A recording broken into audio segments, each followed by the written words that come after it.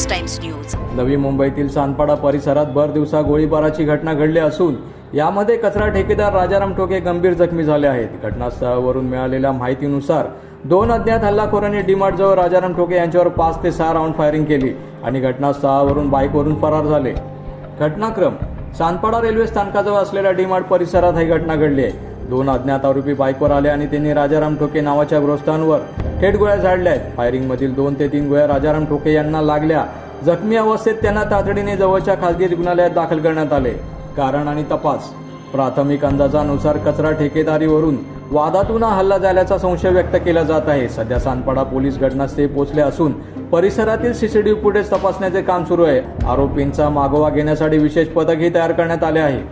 नागरिकांमध्ये भीतीचे वातावरण। या घटनेनंतर सांदपाडा परिसरात भीतीचे वातावरण पसरले असून स्थानिक नागरिकांमध्ये घबराट निर्माण झाली आहे। वर्दळीच्या ठिकाणी भरदिवसा झालेल्या गोळीबारामुळे सुरक्षतेच्या प्रश्नावरही चर्चा सुरू झाली आहे।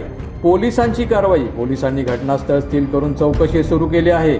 सांदपाडा परिसरातील सर्व महत्त्वाचे सीसीटीव्ही कॅमेरे तपासले जात आहेत। संशयित आरोपींच्या हालचालींवर बारीक लक्ष ठेवले जात आहे। नवी मुंबई पोलिसांनी नागरिकांना शांतता आणि संयम राखण्याचे आवाहन केले असून लवकरच आरोपींना अटक केली जाईल असा विश्वास सांदपाडा पोलिसांनी व्यक्त केला आहे।